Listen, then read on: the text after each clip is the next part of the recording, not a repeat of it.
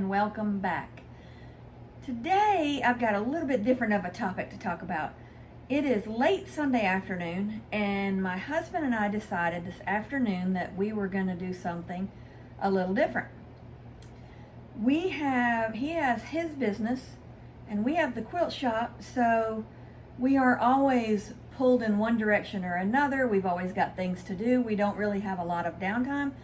And today we decided we are dedicating downtime. So what we did was we went riding through the woods. My husband loves to hunt and fish. I love to quilt. Of course, we all know that. And, well, to do something together, we rode out through the woods. We used to walk through the woods, hike some.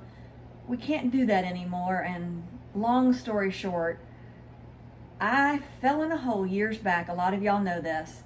In the backyard, it was an armadillo hole. Messed up my ankle. Doctor number 1 told me there was nothing wrong with it. And for 3 months, he kept telling me it is fine. Well, it was not fine. It was broke. The bone had broke. It wasn't getting blood supply, so it died. When I got to doctor number 2, which by the way I should have done sooner, but when I got to doctor number 2, he was known as number 1 in the state for the surgery that I needed, mainly because he was the only one in the state that did it. So don't always take that as a good thing. But anyway, he did surgery 5 times. 5 times. Messed it up, got it infected, totally did all kinds of crazy things, and it didn't work. So a cousin told us about another doctor in Florida. And when we got to him, he told us to go to him or Duke. We went to both. They both agreed. They told us what we needed to do. We went to the Florida doctor. And while I was here in the Birmingham doctor, for 3.5 years, I was on a scooter.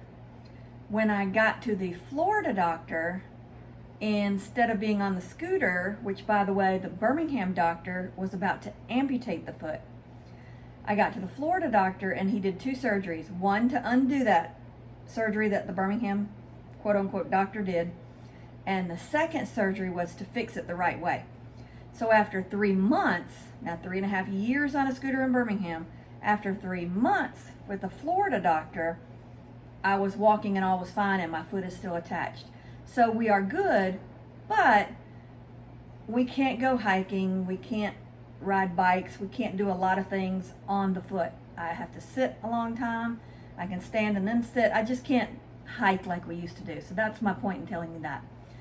I can't go hiking anymore. So then we decided, well, you know, he likes going through the woods and riding and scouting and that kind of thing. And so we decided, let's go out and look at nature. Just ride through the woods, find what we can find, and just look at the beauty.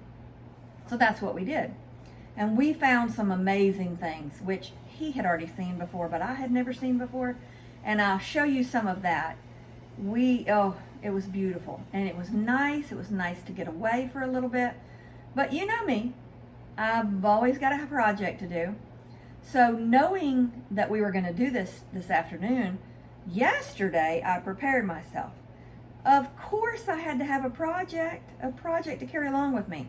So what I did was, and I'm going to show you what I did, is I'm going to take this hoop off of it so you can see it. I took a piece of fabric and these flowers. And these flowers are, and I'll show you this another time, but there's a panel at the shop that we have that is a gorgeous panel, and I'm going to make it into a quilt, but I'm going to do it a little different.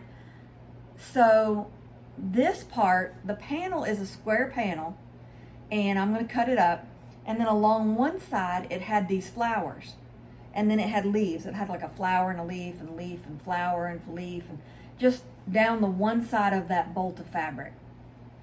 Well, the other side had some squares on it. I'm going to use those, but I didn't need these in the pattern that I am going to use that panel for.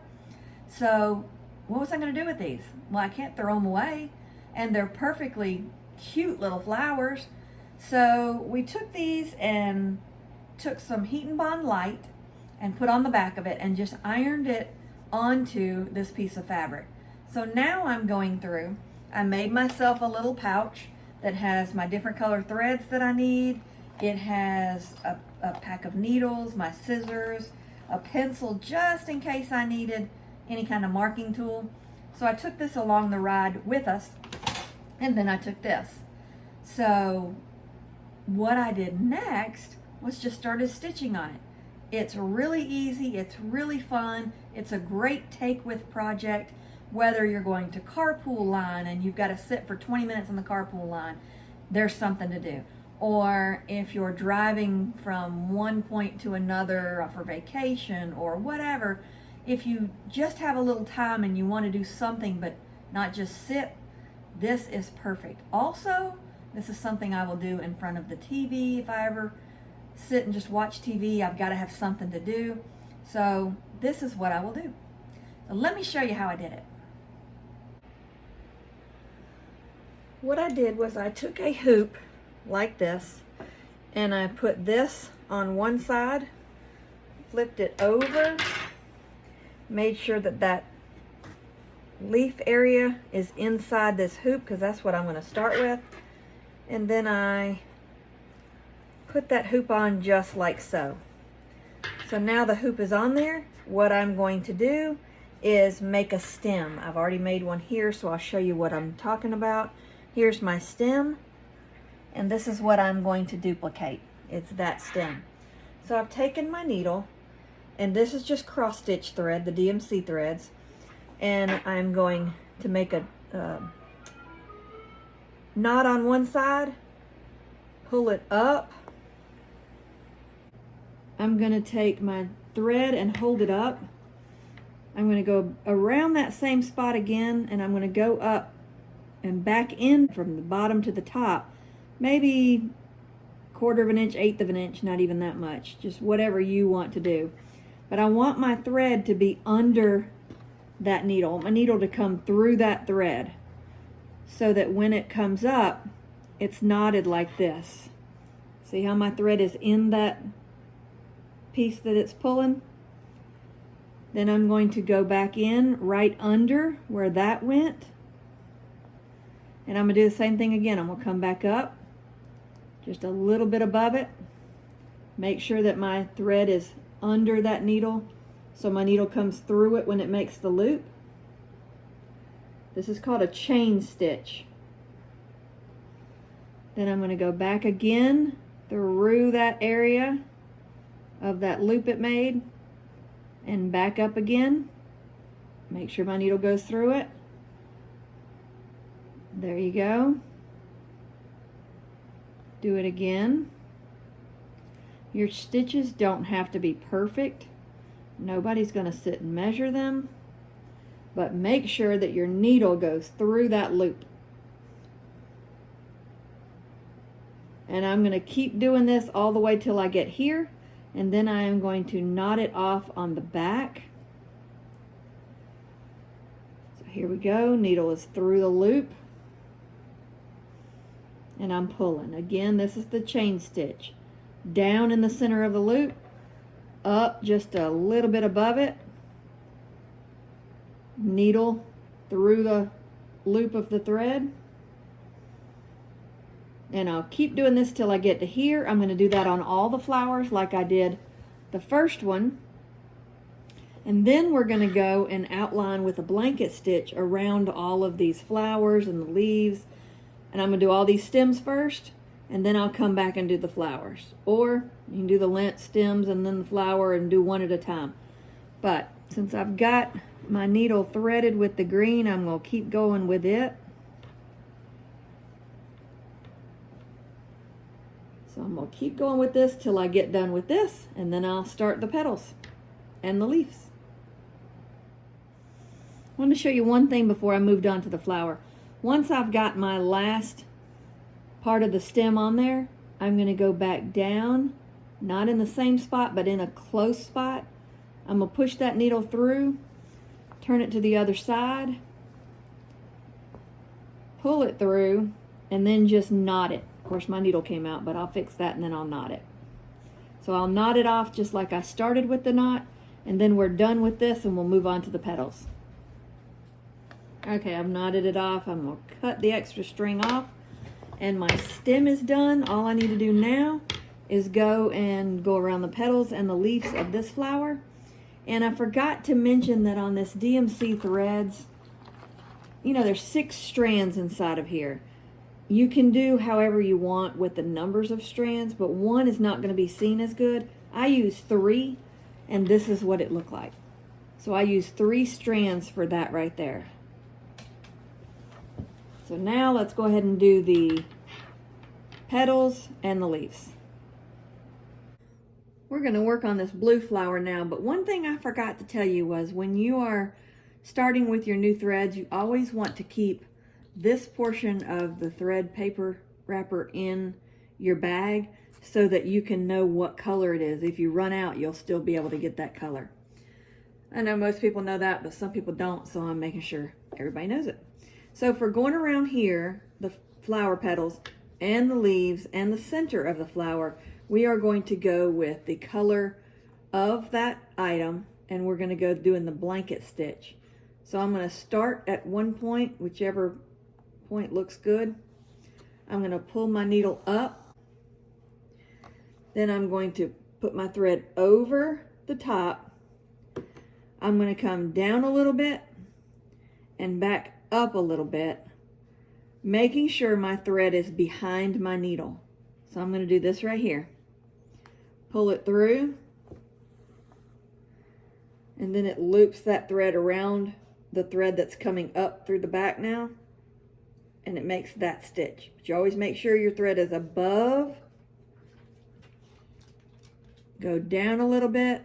I'm going to go over a little bit. I'm going to go down a little bit into that blue and back up. I'm going to try to keep my stitches as uniform as I can. They won't be perfect because they are man-made, but they're going to be as good as I can get them. So I'm going to go down about the same distance away, and then down, up from the back. Pull that thread. We'll do it again. Hold your thread up. Go down into that blue just a little bit. Back up right outside of that blue just a little bit. Notice my thread is behind my needle. Pull that needle up. And then I have formed that blanket stitch. So that's what that stitch looks like right there. I'm going to do that all the way around all of these petals. I'm going to change to yellow and do the same thing there. Even though it's not a separate piece of fabric because this was that panel part, I'm still going to do that. Then I'm going to do the same thing with the green, and then I'll move on to another flower. So as you see, this is not a hard project. It's a fun project. This is one that is great. I've already told you, great for like carpool line or vacations, whatever. It's also great if you're going to a doctor's appointment or taking someone else to a doctor's appointment, something like that where you know you're going to be sitting for a while. Great project to keep you busy and have fun while you're doing it. Now remember, this was a panel leftover.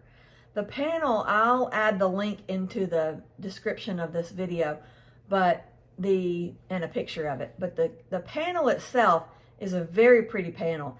And I've got a project coming for that. I'm going to use it a little different than just putting the panel together. I'm going to do that, and then it's got some side pieces that I'm going to do something with. And then this was the other side that I had nothing to do with. I wasn't going to put it into the quilt. You could do it different ways, but I already had my mind set up of how I was going to use it, and these were just not to be used in my project. I didn't want to throw them away because they're just too cute. And this way, it'll be cute. It'll be a great little wall hanging. It'd be great for a sewing room or a little girl's room. And it's going to be great in our quilt shop. So that is what I'm doing with this. If you have any questions or need any help along the way, let me know, and I will be glad to help you. And I hope you enjoyed this video and the adventure that we went on. We had a great time, and well, I hope you enjoyed it. So until next time, happy quilting.